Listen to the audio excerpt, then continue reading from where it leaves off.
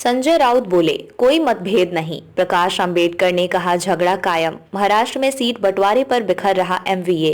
लोकसभा चुनाव के मद्देनजर महाराष्ट्र में विपक्षी गठबंधन महाविकास आघाड़ी एमवीए के घटक दल कांग्रेस, शिवसेना, यूबीटी और एनसीपी शरद चंद्र पवार ने सीट बंटवारे के फॉर्मूले को अंतिम रूप देने के लिए मुंबई में चर्चा की। तीनों गठबंधन सहयोगियों ने प्रकाश आंबेडकर के नेतृत्व वाले वंचित बहुजन अघाड़ी वीबीए को बातचीत के लिए आमंत्रित किया। शहर की बांद्रा कुर्ला कॉम्प्लेक्स बीकेसी इलाके के एक निजी होटल में आयोजित ये बैठक लगभग 3 घंटे तक चली। बैठक में क्या बातचीत हुई इसका हालांकि तत्काल पता नहीं चल सका है। वहीं महाविकास अघाड़ी की बैठक के बाद शिवसेना यूबीटी के नेता संजय राउत ने कहा है कि गठबंधन में कहीं कोई मतभेद नहीं। उद्धव सेना के संजय राउत ने बताया कि हम लोगों ने चुनाव मिलकर लड़ने का फैसला किया है। बैठक सकारात्मक रही। बैठक में कांग्रेस, एनसीपी, शरद पवार एवं उद्धव सेना के बीच किसी भी सिंगल सीट को लेकर कोई मतभेद नहीं है। उन्होंने कहा कि प्रकाश आंबेडकर ने जिन सीटों की मांग की है उस पर जल्द ही निर्णय ले लिया जाएगा।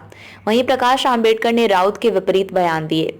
बैठक के बाद प्रकाश आंबेडकर ने कहा कि महाविकास अघाड़ी में शिवसेना और कांग्रेस के बीच 10 सीटों, कांग्रेस, शरद पवार की एनसीपी और उद्धव सेना के बीच 5 सीटों अर्थात कुल 15 सीटों को लेकर झगड़ा कायम है। प्रकाश आंबेडकर के बयान के क्या मायने? एनसीपी, शिवसेना और एनसीपी तीनों दल 3.5 साल से साथ में हैं, लेकिन इनके बीच कोई तालमेल नहीं है। हम अपने पत्ते नहीं खोलेंगे, क्योंकि यदि हमें इन 15 सीटों में से कोई सीट चाहिए होगी तो हम किससे बात करेंगे?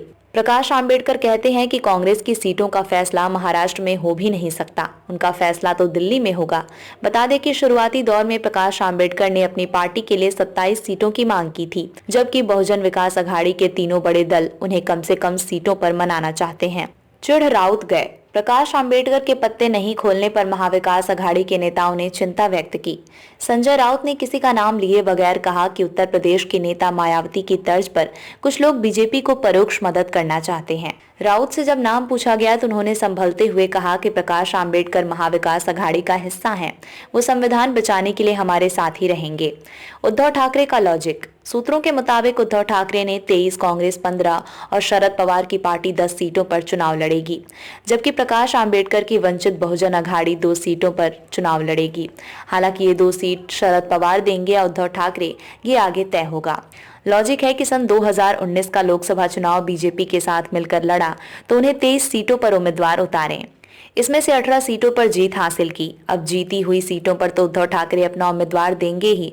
शरद पवार की एनसीपी ने 4 और कांग्रेस केवल 1 सीट पर जीत हासिल की थी। पिछले चुनाव के प्रदर्शन के लिहाज से भी उद्धव ठाकरे का पलड़ा भारी माना जा रहा है। पिछले चुनाव में मुंबई की 3 सीट बीजेपी और 3 अविभाजित शिवसेना ने जीती थी।